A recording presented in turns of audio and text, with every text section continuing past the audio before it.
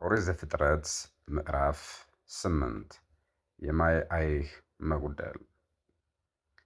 እግዚአብሔርም ኖኅን በመርከብ ከእርሱ ጋር የነበረውን አራዊቱን ሁሉ፣ እንስሳውንም ሁሉ፣ አዕዋፍንም ሁሉ፣ የሚንቀሳቀሰውንም ሁሉ አሰበ። እግዚአብሔርም በምድር ላይ ነፋስን አመጣ፣ ውኃውም ጎደለ። የቀላዩም ምንጮች የሰማይ መስኮቶች ተደፈኑ፣ ዝናብም ከሰማይ ተከለከለ። ውኃውም ከምድር ላይ እያደረ እየቀለለ ይሄድ ጀመረ። ከ150 ቀንም በኋላ ውኃው ጎደለ። መርከቢቱም በሰባተኛው ወር ከወሩም በ27ኛው ቀን በአራራት ተራሮች ላይ ተቀመጠች። ውኃውም እስከ 10ኛው ወር ድረስ ይጎድል ነበር። በ11ኛው ወር ከወሩም በመጀመሪያው ቀን የተራሮቹ ራሶች ተገለጡ። ከ40 ቀን በኋላም ኖኅ የሠራውን የመርከቢቱን መስኮት ከፈተ። ከምድርም ላይ ውኃው ጎዶሎ እንደሆነ ያይ ዘንድ ቁራውን ላከው። እርሱም ሄደ፣ ነገር ግን ውኃው ከምድር ላይ እስኪደርቅ ድረስ አልተመለሰም። ርግብንም ውኃው ከምድር ፊት ጎዶሎ እንደሆነ እንድታይ ከእርሱ በኋላ ላካት። ነገር ግን ርግብ እግሯን የምታሳርፍበት ስፍራ አላገኘችም። ወደ እርሱም ወደ መርከብ ተመለሰች። ውኃው በምድር ላይ ሁሉ ነበረና እጁን ዘረጋና ተቀበላት።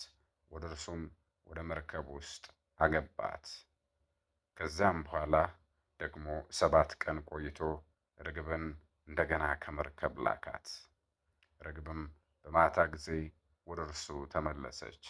ባፏም እነሆ የለመለመ የወይራ ቅጠል ይዛ ነበር። ኖኅም ከምድር ላይ ውኃው እንደጎደለ አወቀ። ደግሞ 7 ቀን ቆይቶ ርግብን ላካት። ዳግመኛም ወደ እርሱ አልተመለሰችም። በኖኅ ዕድሜ በ601 ዓመት በመጀመሪያው ወር ከወሩም በመጀመሪያው ቀን ውኃው ከምድር ላይ ደረቀ። ኖኅም የሠራትን የመርከቢቱን ክዳን አነሣ፣ እነሆም ውኃው ከምድር ፊት እንደደረቀ አየ። በሁለተኛውም ወር ከወሩም በ27ኛው ቀን ምድር ደረቀች። እግዚአብሔርም ለኖኅ እንዲህ ብሎ ነገረው፣ አንተ ሚስትህንና ልጆችህን የልጆችህንም ሚስቶች ይዘህ ከመርከብ ውጣ። ከአንተ ጋር ያሉትን አራዊት ሁሉ፣ ሥጋ ያላቸውን ሁሉ፣ ወፎችንና እንስሶችን ሁሉ፣ በምድር ላይ የሚንቀሳቀሱትንም ሁሉ ከአንተ ጋር አውጣቸው። በምድር ላይም ብዙ ተባዙ፣ ምድርንም ሙሉአት። ኖኅም ሚስቱን ልጆቹንና የልጆቹንም ሚስቶች ከእርሱ ጋር ይዞ ወጣ።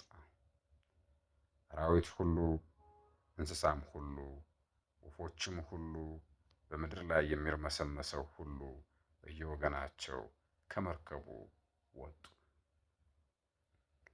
ኖኅ መሥዋዕት እንዳቀረበ። ኖኅም ለእግዚአብሔር መሠዊያውን ሠራ። ከንጹሕም እንስሳ ሁሉ ከንጹሐን ወፎችም ሁሉ ወሰደ። በመሠዊያውም ላይ መሥዋዕትን አቀረበ። እግዚአብሔር አምላክም መልካሙን መዓዛ ሸተተ። እግዚአብሔርም በልቡ አለ፣ ምድርን ዳግመኛ ስለ ሰዎች አልረግምም። በሰው ልብ ከታናሽነቱ ጀምሮ ክፋት ሁልጊዜ ይኖራል። ደግሞም ከዚህ ቀደም እንዳደረግሁት ሕያዋንን ሁሉ እንደገና አልመታም። በምድር ዘመን ሁሉ መዝራትና ማጨድ፣ ብርድና ሙቀት፣ በጋና ክረምት፣ ቀንና ሌሊት አያቋርጡም።